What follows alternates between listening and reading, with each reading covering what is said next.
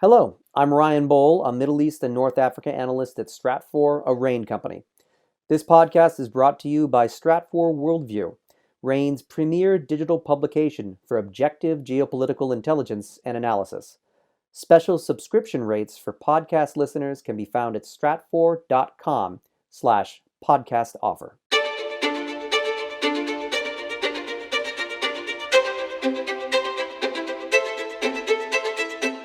Welcome to the Essential Geopolitics podcast from Stratfor, a RAIN company. I'm Emily Donahue. The president of Georgia visited Brussels in January, meeting with European and NATO officials to discuss progress on Georgia's inclusion in both organizations. Georgia sits at a crossroads, both physically and metaphorically, at the pivot point between three historic empires: Russia, Iran, and Turkey.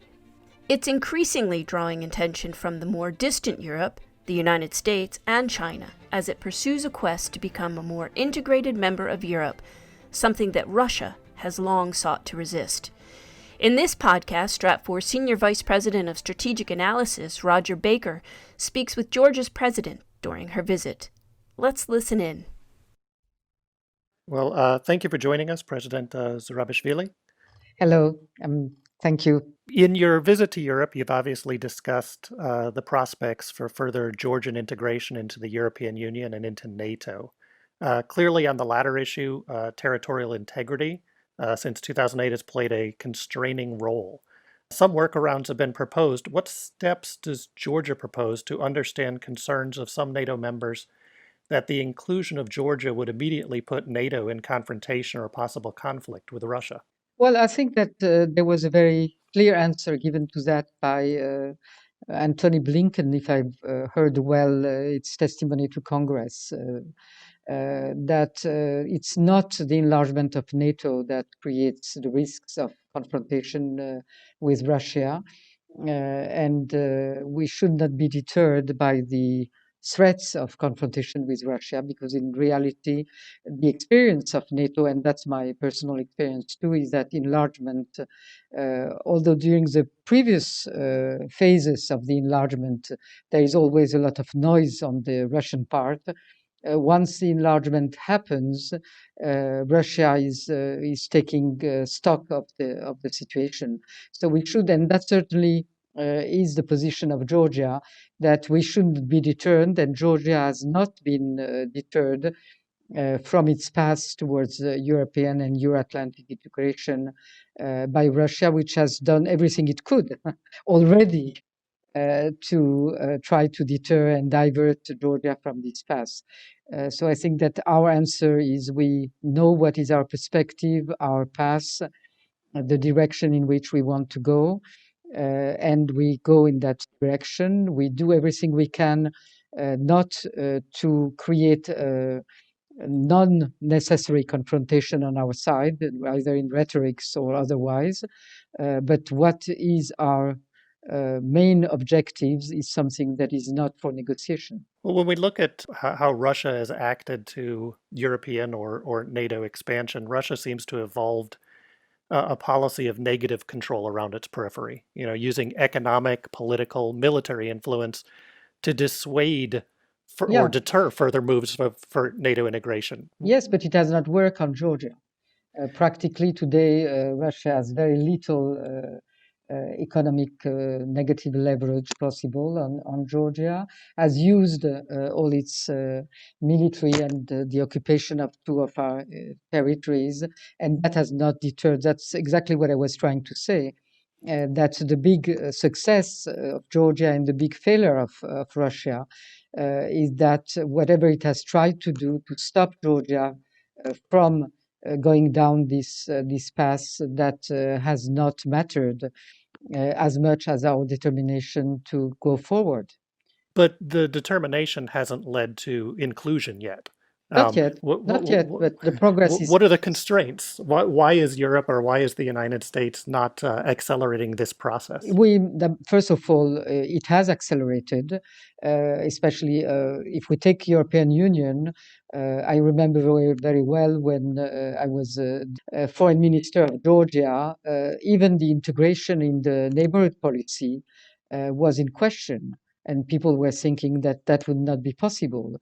And we have moved from neighborhood policy to partnership to association agreement and to a very close path to integration. So all of these are steps and phases towards integration. It's not black and white.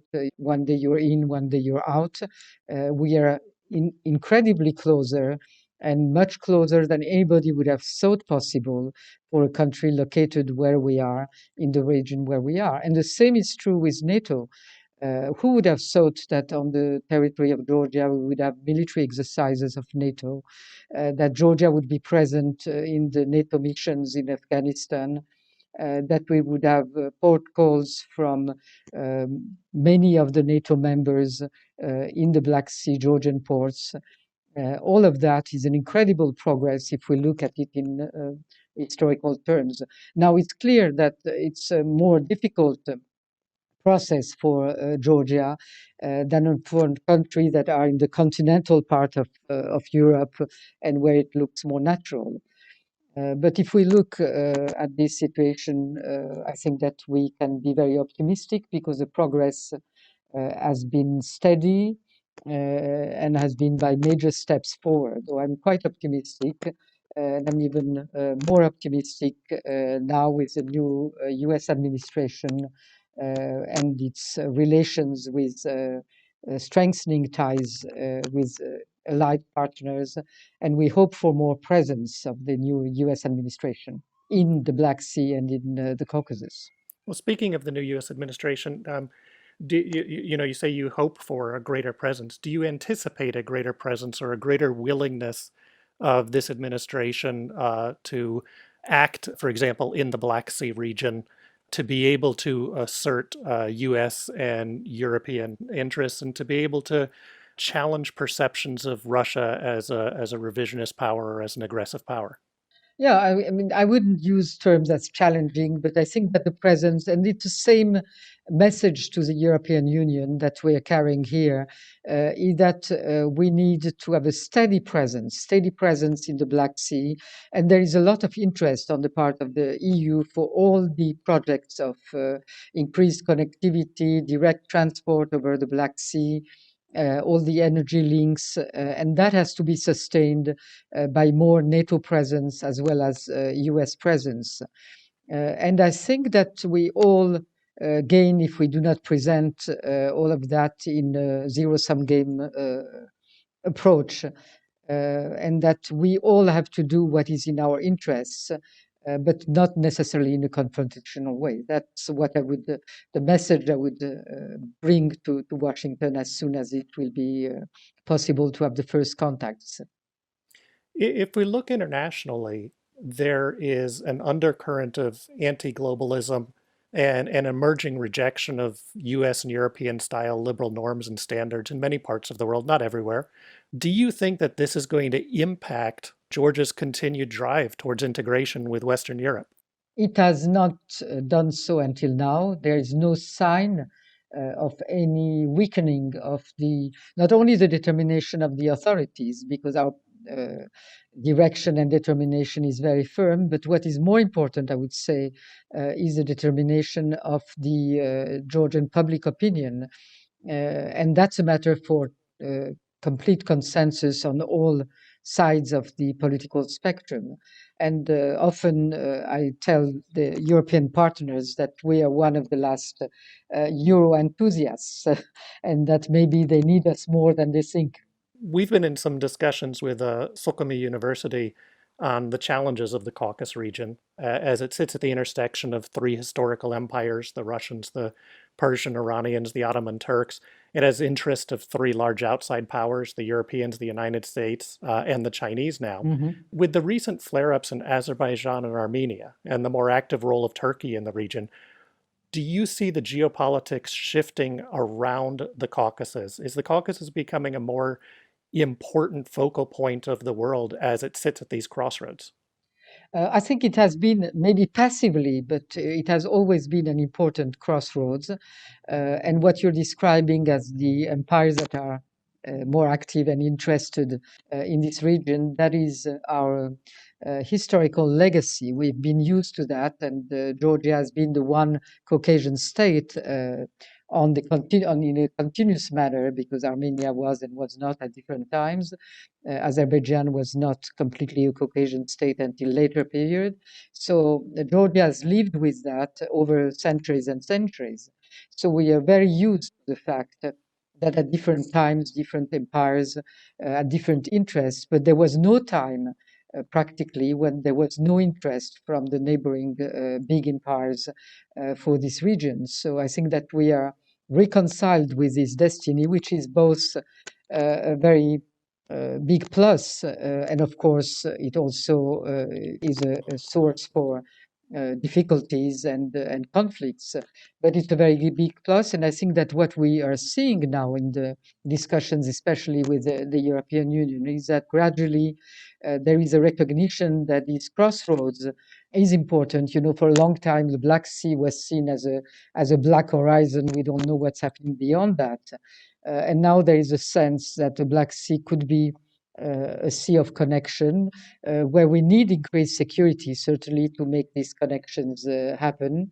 And an important path towards Central Asia and China.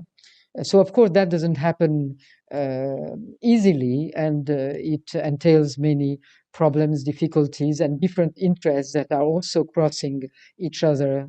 But that, I think, is the appeal of that region and the one we have to live with. Along that line, the Chinese Belt and Road Initiative, of course, spreads through the region. Given the changing dynamics of U.S.-Chinese relations, the rising tension, and even some of the European reassessment of their economic ties with China, does this become a potential challenging point as Georgia tries to, again, manage relations with the United States, with the Europeans, and with that growing Chinese investment and interest? Yeah, that's an issue where we have to be careful and we have to balance everything. What is more at one time more important? And of course, for us, it's the preservation of our partners. They are not yet allies in the pure sense, but they are our strategic partners. So that will also always be the priority. At the same time, we have to make some space for the different interests of big nations, and especially one as China, but always having in mind to take into account the strategic concerns so that it doesn't affect our other interests. So we have signed a memorandum on the G5 issue because we know that that's very important for our American partners. But at the same time, if there are some commercial interests of China, it's not that we are closed for China. So it's really a balancing act. And again, as I've said, we had that, for instance, in a previous period, in 2004. I remember when I was a minister, that was a period of sanctions with Iran. And at the same time, we managed to explain to our American partners that we would preserve all the major strategic interests, but there was also a historical situation in which Iran was a neighbor that we could not completely ignore. And that was well accepted by both sides, our very specific, special position. So I think that our traditions to try to understand and make understand our close partners that we are in a specific region that needs some balancing. Otherwise, we wouldn't have come until now. As you note, Georgia has is a long-standing and relatively stable country within the Caucasus context, and obviously there's an interest in looking west at Europe. What role does Georgia play, or should Georgia play, in Armenia and Azerbaijan and in the conflict and confrontation there? At the beginning of the conflict, I personally offered the idea of a platform in Georgia for trying to push the idea of discussions, at least when the conflict had erupted. Clearly, we are not today in a position to play the old role of Georgia in the region, which was one of mediation and being the central power in that region. But we are still the one country where everybody can meet. And that has been the case over the years, where most of our partners choose to have a foothold in Georgia because that's where they can bring the others, the other partners of the Caucasus. So Tbilisi is still the place that where everybody can come, and where, for instance, there could be a meeting of the Minsk group, and allow for the two neighbors to be present, where that will be difficult in either other location. So for that reason, I think that we are offering that, but for that we need a more direct European presence and activity, especially through the Minsk group, to reactivate, because we are now moving from the ceasefire is just one stage in solving the issue and recovering full stability. So we need a process, and in that process, I think that the EU has to play an important role, including in supporting maybe the through economy and through investments, supporting the peace process. As the world looks towards energy transition and moving away from hydrocarbons, clearly that could have implications in and around Georgia as a region, given the many of the countries not too far from Georgia are fairly dependent upon hydrocarbons for their economies. Do you see 10 or 20 years down the road new challenges emerging for Georgia? Well, we are not, as you know, a producer of hydrocarbons. We are just the transit place. Our resources are more hydroelectricity, which is a more preserved form of energy, which certainly in the long run will continue to be one of the important sources of energy, especially in the region and for our neighbors. And we also, but very gradually, moving to new sources, alternative sources of energy, and that's something that should be of interest also for the region. That also depends, of course, on the support of our partners, on new investments, but these are directions that we are certainly looking at. Right. President Zurabishvili, one final question then. What would you say as people in Europe, people in the United States are looking at Georgia, what would you say is the way they should rethink about Georgia and its potential role going forward? Keep Georgia on their mind at any stage and in any direction. I think that's important. I mean, we are a small country, a very flexible one, and one that is very steady in its determination at the same time. There are many things that can be tested in Georgia and in this region that is a region for the future. So don't forget Georgia. Well, thank you for your time, President Zurabishvili. I really appreciate this conversation. Thank you very much. Roger Baker is Stratfor's Senior Vice President of Strategic Analysis. You can read more about the strategic opportunities for Georgia and the geopolitics of being caught between major empires by signing up for our free newsletter. You can sign up at worldview.stratfor.com. That's worldview.stratfor.com. I'm Emily Donahue. Thanks for listening.